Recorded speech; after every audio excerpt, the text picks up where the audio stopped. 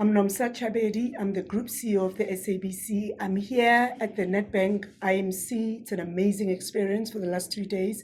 And I was here talking about why CEOs should lead brand vision from the top. It's critical to understand the role of the SABC in society, because once we understand that, then we are clear about what that brand vision is.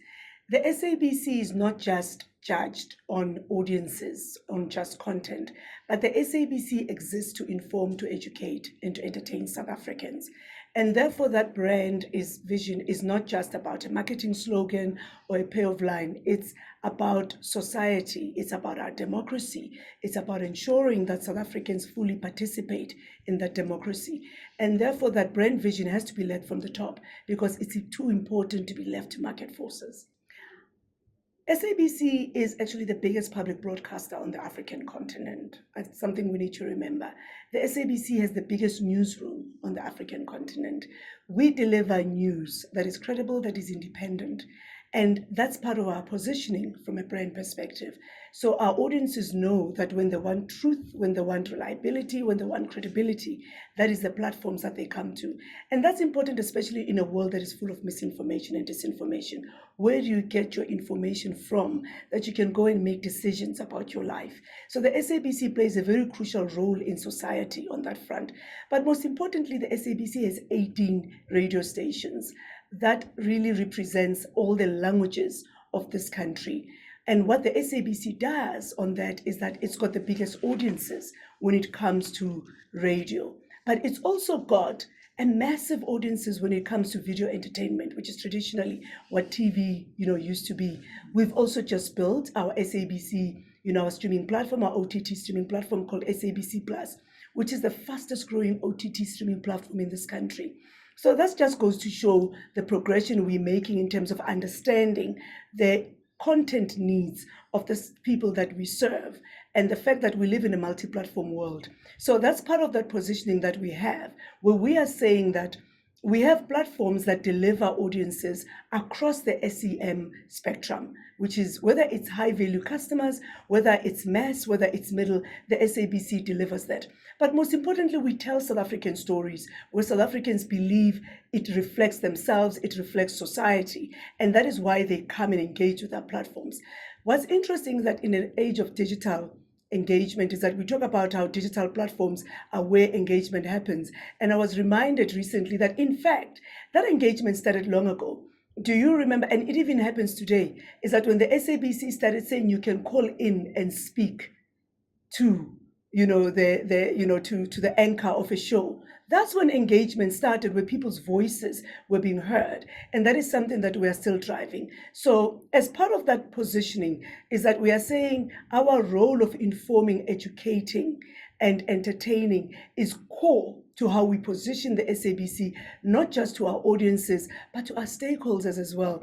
That actually, anything in between CMOs all the way to the oversight bodies that are sitting in Parliament or our shareholder themselves. So you can imagine that this is a highly contested space, but it's important to have that single-minded vision in terms of what do you stand for, especially in a world that is, known to be full of misinformation and disinformation. So we find that we compete with digital platforms, but the reality is we know that the algorithm really draws you in an echo chamber of sameness. They will give you what you want to hear.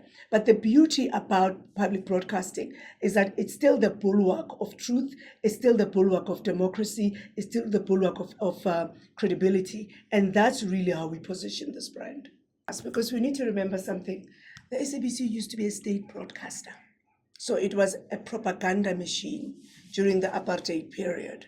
And came 1994, it had to evolve and innovate to become relevant to the audiences that they were serving. So it meant that in South Africa's democracy, the SABC had to seriously introspect and say, what does the SABC do in a new democracy that we were undergoing?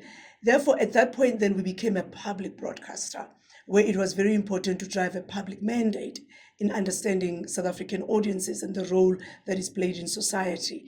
But I think what's important is with the changes that that has taken place, especially with digital transformation, the influx of new digital platforms, the way consumers consume content, and the fact that we find ourselves in an attention economy, the SABC has had to reinvent itself. So if you look at it, but at the same time, what's interesting is that it still carries the very biggest part in terms of share of voice when it comes to media. So I was talking earlier to say that we've got more than 26 million South Africans who tune in onto our platforms on a daily basis. But to keep them engaged, to retain them, it means the relevance is very critical.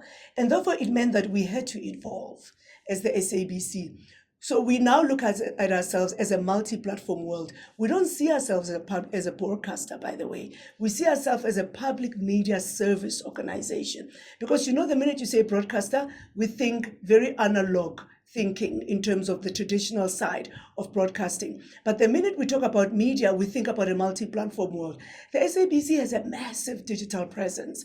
If you look at just our presence on YouTube from a news perspective, because it's all about reach, the SABC doesn't just serve audiences in South Africa, it serves audiences globally across the African continent, for example. So that evolution has had to take place. And then came the SABC Plus in terms of our OTT streaming platform, because we know that audiences want to watch whenever, wherever, on whatever platform that they want to utilize. And it's not the type of thing where it's about that linear viewing that I grew up on, where I knew that at 7 o'clock it was the news and me and my parents sat around the couch. Now it's not like that. It's breaking news every minute. So how does the SABC then live in that environment? And therefore our presence from a digital platform perspective was revised, and we have a very strong digital strategy that we are driving at the SABC. And you have seen us in terms of where we show up. It's not just on that big screen in the lounge, but we actually literally have the news at the palm of your hand every minute, and because that's very critical to us. Even when it comes to radio, we realize that radio is one of those platforms that just doesn't die. When TV came about, everybody wrote, the obituary on radio. But radio has actually held its own. Radio is resilience. Radio is still very relevant. But what does radio of the future, in fact, not just the future, the current look like? We've seen the plethora of podcasts that have come about. And then what is the SABC's role in that? Because we also see ourselves as an aggregator of content. And that's a great opportunity, especially from an SABC Plus perspective, where how are we looking at user-generated content?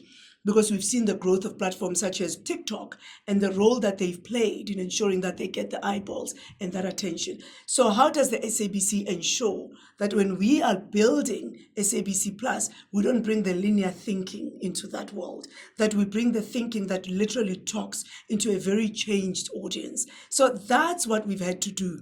And that, yes, we're a legacy brand, but legacy brands can evolve. We've just celebrated 75 years of news, which is very, very important. So we are looking at this as an ecosystem. And what's important is that how also do we bring in partners who buy into our vision, who see themselves as part of the value chain when it comes to the public mandate, and therefore bring in that digital transformation, bring in the artificial intelligence, etc. What's interesting currently is that the SABC is busy digitizing our legacy content. We are the greatest archivist of South African history. So especially from an audio and a visual perspective. And we're looking at how then we can bring in technology such as artificial intelligence to allow us to fast track that digitization, to ensure that that content is available to South Africans and to the world.